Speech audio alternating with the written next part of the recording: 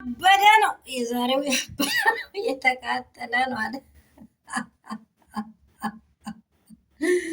ወይኔ ከጥርሰውተኔ ከችግረውተኔ ቆይ ሩታ እንደተናገረችው እኔ አሁን ለሩታም አይደለም ለሄርሜላም አይደለም ሩታ በሳምንት አይደለም 3 ቀን አልሆነም የቪዲዮ ከተሰራ ማለት ነው።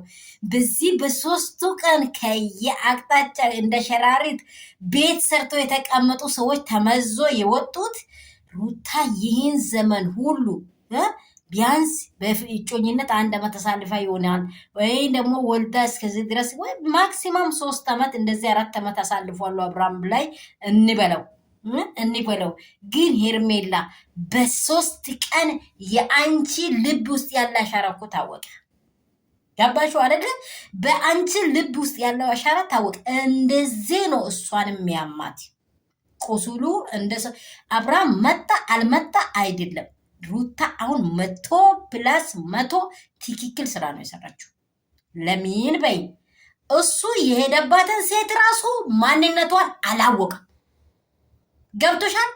አብርሃም የሄደባትን ሴት ራሱ ፍቅርን ራሱ ማንነቷን አላውቅም። ገለጀጅ መሆኑ በዚህ ያስታውቃል። የምር ገለጀጅ መሆኑ ማለት ነው። አንቺ አሁን ሩታን አመገረፍ ሩታ ክብር አላት። አሁን በዚህ ባል ላይ ሙጡኝ ብትልም ክብር አላት። አንቺ እኮ ዝሙት ልስራ ባልሽን ፈትቼ ሊቀበል የሆነ በግ ከታሰረበት ቦታ ሊሸጥ ሊውሰድ እያልሽ እኮ ነው። ባልሽን መዝዤ ከቤትሽ ልውጣ ልውሰድ እኮ ነው ያልሻልሽ። ሄርሜላ አውቀሽዋል። ሰላም የኔ ቤተሰብ እንዴት ናችሁ? የዛሬ ደግሞ ያበዳ የተቃጠለ እርድብን ያላ ዋ እሳት ነው እውነት እሳት።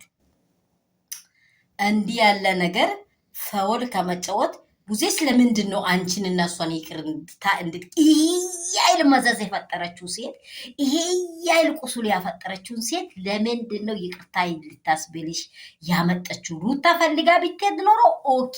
ሩታ ፈልጋ ለካ አይለደች ቡዜ ናት ያስታረቃችሁ አይደለም። ለምን እየታረኩ ነው ብለሽ ራስሽን ትላንት የሰራሽውን ሴራ ጀርባሽን አታስተውይም ነበር? እንኳን ሰራች። የምር ሄርሜላ ለአንቺ ያንስሻል። ትዳር ፈልጊ፣ ሌላ ባል አግቢ። ባል የትም አልሄደም።